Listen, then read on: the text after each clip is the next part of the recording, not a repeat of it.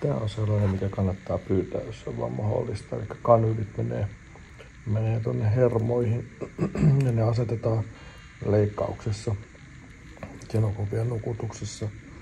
Niin voi kertoa, että ei ole kipuja, ei pätkääkään. Jotenka, jos amputointi tehdään, niin suosittelen kyllä ihan ehdottomasti tätä, eikä mitään niitä pistoksia sitten leikkauksen jälkeen. Ja tää olisi laitettu myös niin kun leikkauksen jälkeen, mä pyysin, että laittakaa se leikkauksessa, niin ei tarvii sitten kärsiä niin sanotusti siitä itse operaatiosta. Toki tosi makea. 3 päivän päästä sit leikkauksesta niin ensimmäisen kerran otetaan siteet auki ja tarkastetaan se haava ja se leikkausjälki. Ja sen tarkoitus on totta kai se, että pystytään katsoa, että siellä ei tulehdusjälkiä, että se leikkaushaava on muutenkin siisti ja hakaset tai tikkaukset on pysynyt paikallaan hyvin. Sitä ennen totta kai mitataan joka päivä useamman kerran kuumetta, verenpainetta ja seurataan särkyä. Eli myös sen takia, että ei olisi myöskään tulehduksen oireita.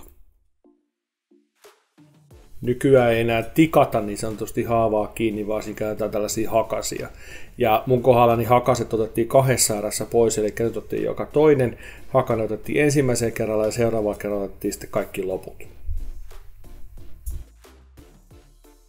Mutta ensimmäinen tyngän pesu käyty normaalilla vedellä. Tähän asti ollaan pesty ainoastaan täällä keittosuolan liuoksella ja nyt ensimmäinen kerta on sitten normaalilla vedellä. Tiistaina on tikkien poisottu, jotenka tuolla on aika lähellä sitä hetkeä, että toi meni siihen täysin kiinni. Tästä keskeltä on jonkun verran auki, muuten se näyttää ihan tosi hyvältä. Hakasten poisottaminen ei oikeastaan tunnu millään tavalla, eikä tuo hakasten poisto on tarkoitettu työkalulla, ja se hakasten poisto tapahtuu tosi nopeasti ja kivuttomasti.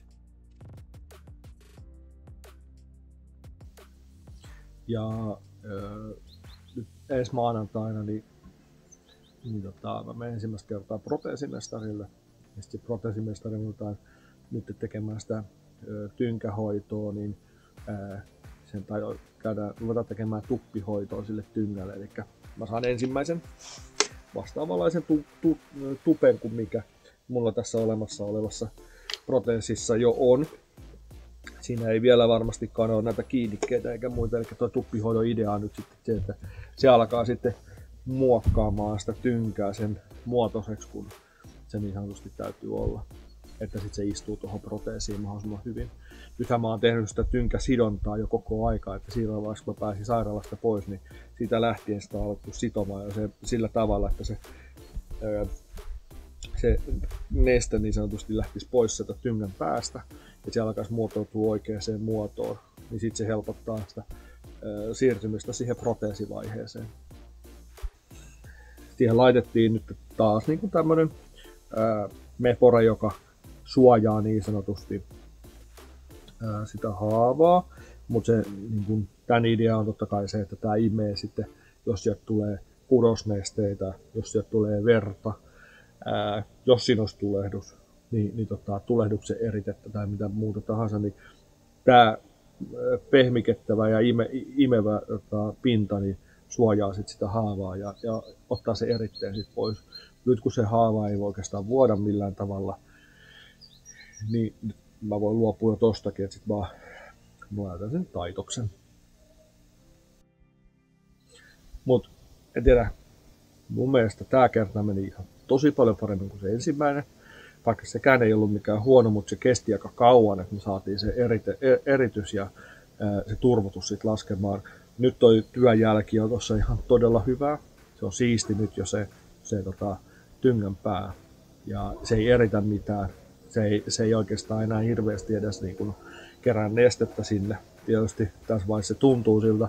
Sitten kun ruvetaan käyttää sitä tynkää, se varmaan on taas eri asia. Silloin varmaan tulee sitä luontaista pumppausta aika paljonkin. Mutta nyt niin kuin ihan tosi hyvä fiilis tästä asiasta. Ja toivottavasti vaan mahdollisimman nopeasti pääsee nyt liikkeelle, koska mä tarvii tosiaankin sitä. Tai niin kuin alle 3 viikkoa, pikkusen alle 3 viikkoa ollut tuon 4 seinän sisällä, niin alkaa vähän kohdattuna niin seinät kaatuu päälle. Koska veikkaa, että siitä kävelyn opettelusta niin se tulee olemaan yksi niin kuin, rankimpia juttuja, mihin mä oon joutunut pakosta ryhtymään. Ja sitten toinen asia totta kai, että vaikka sitten yrittää syödä ja yrittää olla kunnolla, niin nyt pitäisi vaan sitä painoa saada edelleen pois ja kiinteytetty itteensä. Niin sitä varmaan mun on pakko päästä liikkeelle. Mutta hyvältä tämä muuten näyttää. Viikonloppu maanantaina sitten sinne proteiinimestarille ekan kerran.